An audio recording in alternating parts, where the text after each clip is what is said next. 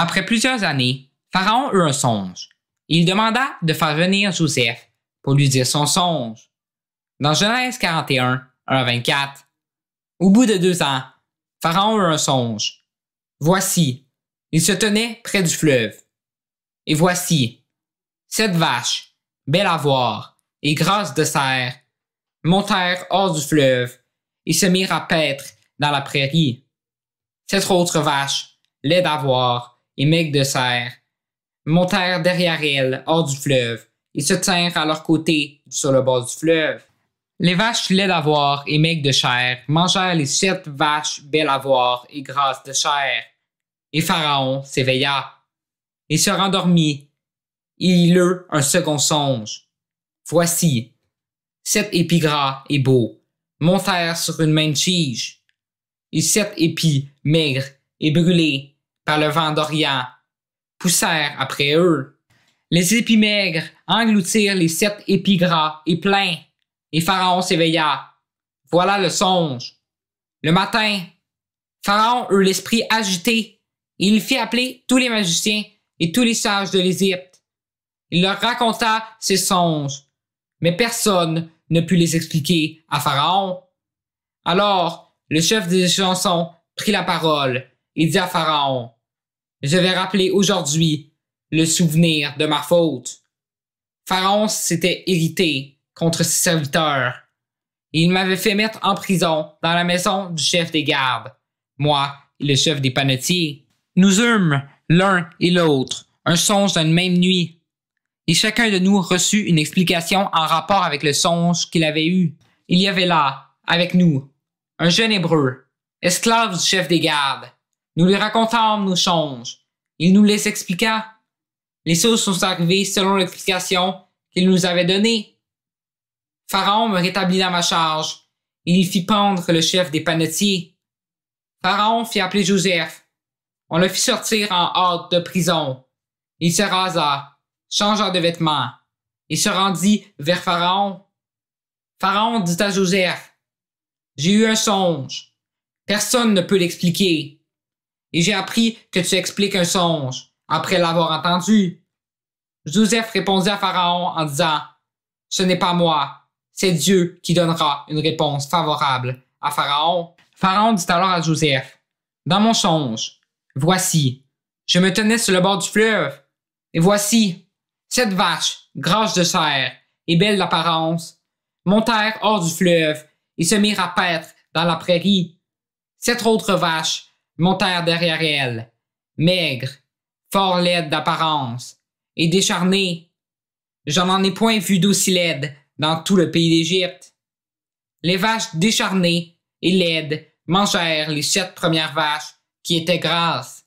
Elles les engloutirent dans leur ventre, sans qu'on s'aperçût qu'elles y fussent entrées, et leur apparence était laide comme auparavant. Et je m'éveillai. Je vis encore en songe 7 épis, pleins et beaux, qui montèrent sur une même tige, et 7 épis vides, maigres, brûlés par le vent d'Orient, poussèrent après eux. Les épis maigres engloutirent les 7 beaux épis. Je l'ai dit aux magiciens, mais personne ne m'a donné l'explication. Joseph lui a ensuite expliqué ce songe. Dans Genèse 41, 25-32, Joseph dit à Pharaon, « Ce qu'a songé Pharaon est une seule chose.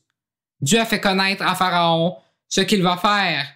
Les 7 vaches belles sont 7 années, et les 7 épis beaux sont 7 années. C'est un seul songe. Les 7 vaches décharnées et laides, qui montaient derrière les premières, sont 7 années, et les 7 épis vides, brûlés par le vent d'Orient, seront 7 années de famine. Et ainsi, comme je viens de le dire à Pharaon, Dieu a fait connaître à Pharaon ce qu'il va faire. Voici, il y aura 7 années de grande abondance dans tout le pays d'Égypte. 7 années de famine viendront après elles, et l'on oubliera toute cette abondance au pays d'Égypte, et la famine consumera le pays.